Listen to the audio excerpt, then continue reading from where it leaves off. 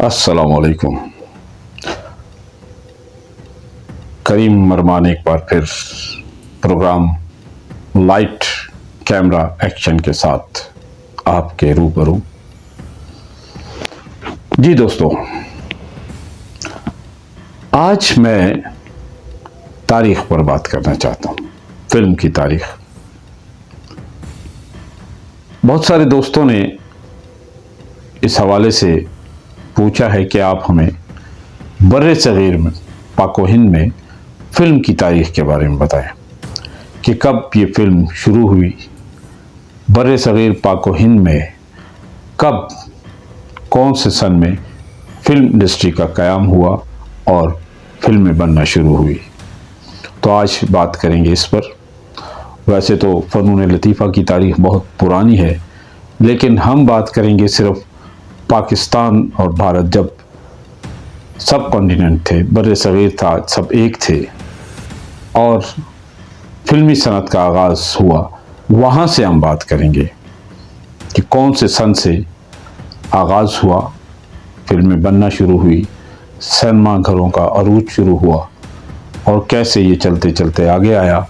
और फिर पार्टीशन के बाद जब पाकिस्तान हिंदुस्तान अलहदा दो मुल्क बने तो ये कहानी आगे लेकर चलेंगे। लेकिन आज मेरी कोशिश है कि मैं सिर्फ वहाँ से शुरू करूँ जहाँ से फिल्म का आगाज़ हुआ और उस फिल्म का जब खामोश फिल्में शुरू हुई। सबसे पहले खामोश फिल्मों का आगाज़ हुआ।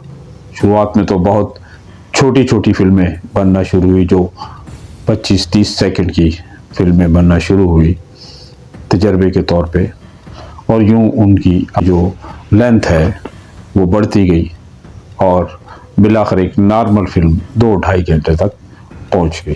तब 3-3 घंटे तक फिल्में अब बनती हैं। तो हम शुरू करते हैं बर्रे सगीर पाक व हिंद की फिल्मी सनत का राज। कि आखिर किसने ये शुरू किया, कैसे हुआ और कब हुआ, कहाँ से हुआ इसका आगाज़। तो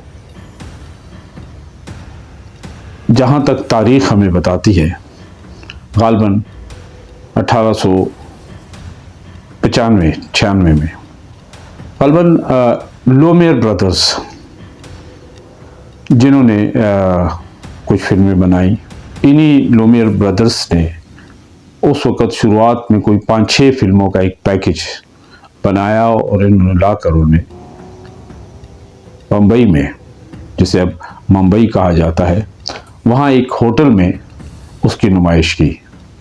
इनकी नुमाइशी प्रीमियर था इनका, ये 6 फिल्मों का, वॉटसन होटल में किया गया। और उसके बाद में 7 जुलाई 1896 को ये वहाँ इसका प्रीमियर किया गया इन फिल्मों का। ये तकरीबन कोई 6 फिल्में थी जो दिखाई गई।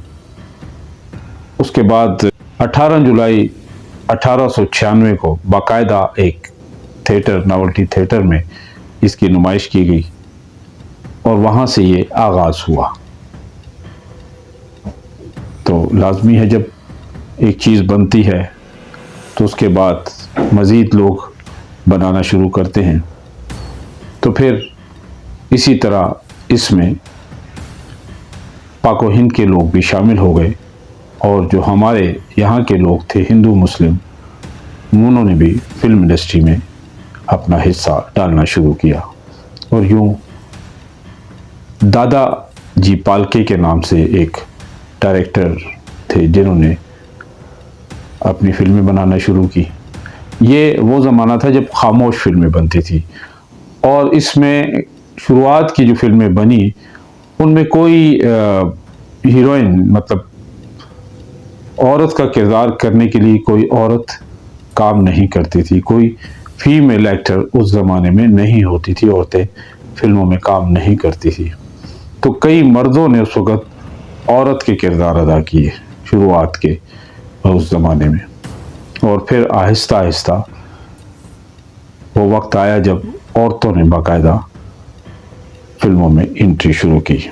मतलब नॉवेल्टी सिनेमा में जब नॉवेल्टी थिएटर, उस थिएटर में इनकी नुमाइश की गई और तकरीबन मेरा हर उस ज़माने टिकट लाजमी है, लेकिन उस वक्त 4 आने 8 आने या रुपया तक टिकट हुआ करते थे, जो उस वक्त भी बहुत महंगे थे यकीनन।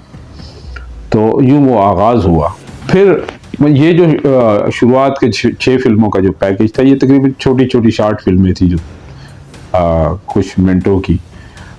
लेकिन उसके बाद बाकायदा जब राजा हरीश चंद्र, उन्होंने बाकायदा 1913 में एक फीचर फिल्म बनाई, और लेकिन वो भी खामोश फिल्म थी। यूँ 1913 से बाकायदा एक फीचर फिल्म का आगाज़ होता है।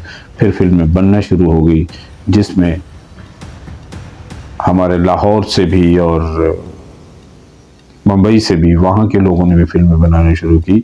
लाहौर में भी उसी ज़माने में ये सनत बनी और लाहौर में भी फिल्में बनना शुरू हुई। तो ये दोनों उस वक़्त, क्योंकि पार्टीशन नहीं थी, तो सारे एक्टर डायरेक्टर सारे इधर उधर वहाँ भी जाते थे, यहाँ भी आते थे।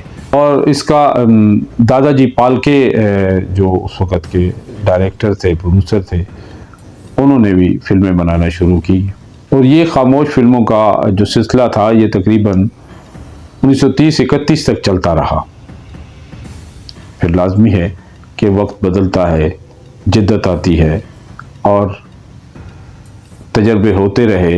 लोग अब उसमें आवाज़ भी शामिल करना चाह रहे थे, और करते करते एक वक्त वो आया कि आवाज़ की फिल्म भी बन गई। एक डायरेक्टर अर्श शेर ईरानी, गालबन हो सकता है तलफ़्फ़ुज़ में कोई गलती हो, उन्होंने एक फ़िल्म आलम आरा के नाम से बनाई। ये पहली बोलती फ़िल्म थी। आलम आरा ये पहली बोलती फ़िल्म थी जो गालबन 1931 में रिलीज़ हुई। और यूँ इस फिल्म आलम आरा से बोलती फ़िल्म का आगाज़ हुआ, और फिर यूँ बोलती फ़िल्मों का आगाज़ हुआ, और फिर चल सो चल कहानी बढ़ती रही, फिल्में बनना शुरू हो गई। ब्लैक एंड वाइट दौर था, ब्लैक एंड वाइट फिल्में आवाज़ के साथ बनना शुरू हो गई। तो कहानी चलते चलते और बर्रे सगीर में ये सनत, फिल्मी सनत अब तरक्की की मंजिलों की तरफ इसका आगाज़ हो चुका था, और फिल्मों की बाकायदा मतलब बहुत फिल्में बनने लगी। खामोश फिल्में भी एक साल में सैकड़ों तक बनना शुरू हुई। और खामोश फिल्मों के बाद जब आवाज़ की फिल्म बनी, तो वो बहुत हिट हुई, बहुत कामयाब हुई, लोगों ने बड़ी पज़ीराई की उसकी, और ये सनत मज़ीद तरक्की की तरफ गामज़न हुई। क्योंकि 1930 के बाद जब फिल्मी सनत पूरी दुनिया में जब आवाज़ के साथ फिल्में बनने शुरू हुई, तो यकीनन उसमें बर्रे सगीर भी नुमाया हुआ, और लाहौर में और मुंबई में फिल्मी सनत बनी, और बहुत सारे लोग आहिस्ता आहिस्ता इस फिल्मी सनत की तरफ बढ़ने लगे, और इसने एक सनत का दर्जा इख्तियार किया। अब यहाँ पर एक एक फ़िल्म का नाम लेना तो बहुत मुश्किल है कि कौन सी फ़िल्म कहाँ से बनी, लेकिन ये सिलसिला मतलब जब 1931 से आगाज़ हुआ बोलती फ़िल्मों का, तो उसके बाद ये सनत तरक्की करती रही और आगे बढ़ती रही। इस ज़माने में यानी कि 1913 से लेके जो 1947 तक जो कुछ यादगार फिल्में हैं, वो भी मैं आपको बताता हूँ कि इसमें राजा हरीश चंद्र की फिल्म आज की बेटी, आलम आरा, हीर रांझा, खजांची, अनमोल घड़ी, जुगनू, ये वो फिल्में थी जो उस दौर में बहुत कामयाब हुई। आज की बेटी का प्रीमियर भी 1924 में हुआ, और ये भी खामोश फिल्म थी। पंजाब की पहली खामोश फिल्म थी ये, जिसके अदाकार थे A.K. कारदार, वलायत बेगम, M. इस्माइल, विजय कुमार, हीरा लाल और master Ghulam Qadir A.K.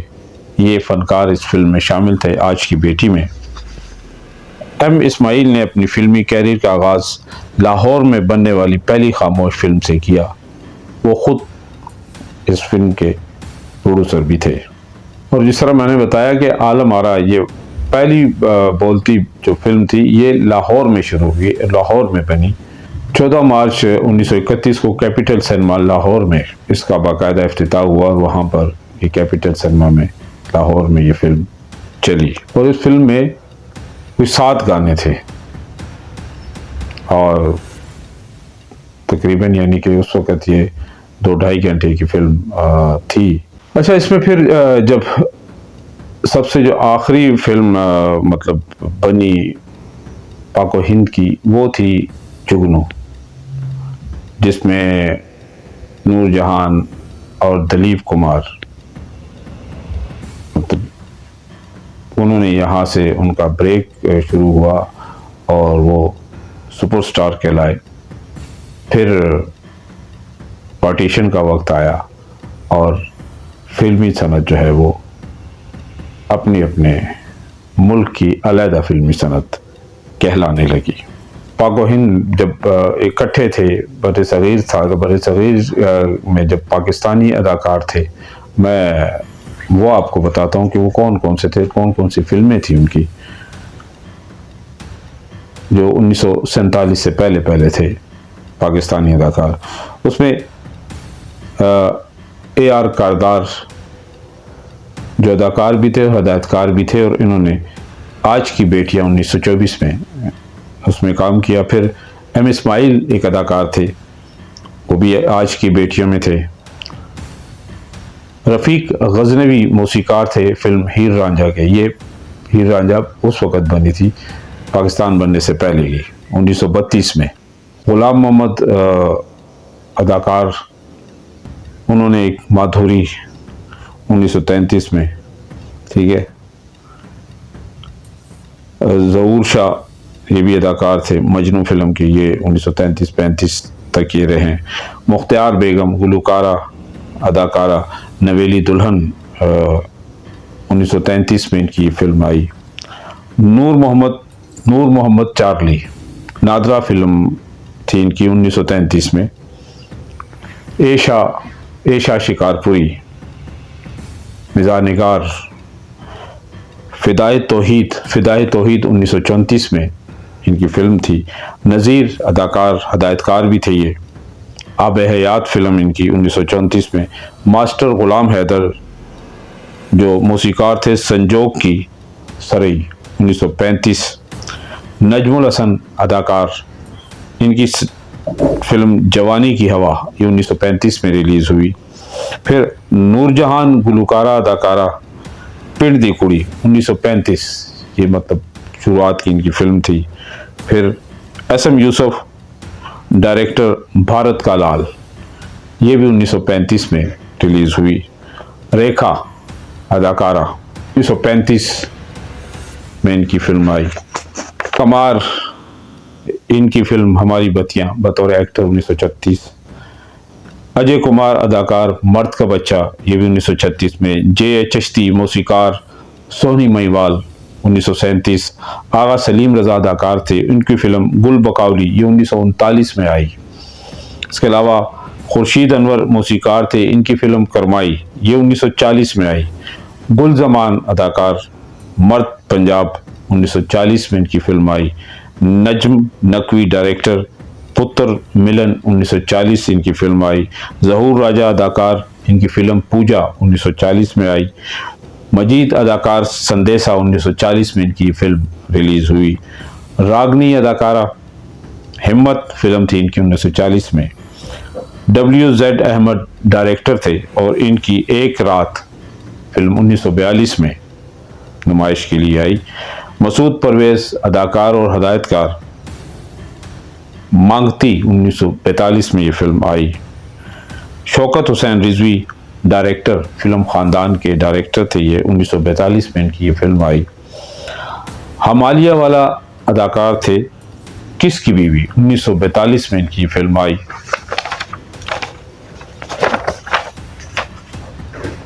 M Sadiq director, नमस्ते फिल्म 1943 में इनकी फिल्म आई। शेख इकबाल जो एक्टर थे, ये भी पाकिस्तान बनने से पहले। चंपा 1945 में इनकी फिल्म आई। शरीफ नैयर डायरेक्टर थे। लैला मजनू 1945 में इनकी फिल्म आई। ये मैं उन फिल्मों का जिक्र कर रहा हूँ जो 1947 से पहले बड़े सगीर पाक-ओ-हिंद में इकट्ठी फिल्में ये बनी और लाहौर में बनी और बम्बई में बनी। ये लोग वहाँ भी काम करते थे, यहाँ भी काम करते थे। रशीद अतरे मौसीकार थे, ये भी पाकिस्तान बनने से पहले इनकी शीरी फरियाद 1945 में इनकी फिल्म आई। मीना शूरी अदाकारा थी। रुत रंगीली 1945 में इनकी फिल्म आई।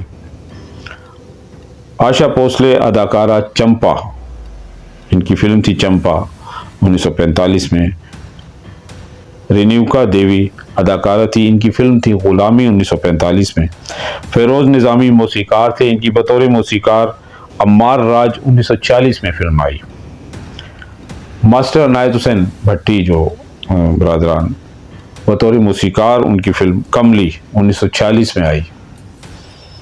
लुकमान डायरेक्टर थे हमारे बड़े अच्छे, ये भी 1946 में इनकी फिल्म हम जोली आई।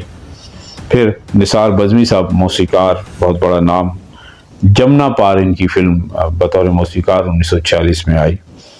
नाशाद मौसीकार थे, दिलदार फिल्म 1947 में इनकी आई। नसरीन बतौर अदाकारा, एक रोज़ फिल्म का नाम था, 1947 में ये फिल्म आई। शाहनवाज अदाकार, ऐलान 1947। सुधीर, तो ये भी पाकिस्तान बनने से पहले अदाकारी के इसमें आ चुके थे। और बतौर अदाकार फराज 1947 में इनकी फिल्म बनी।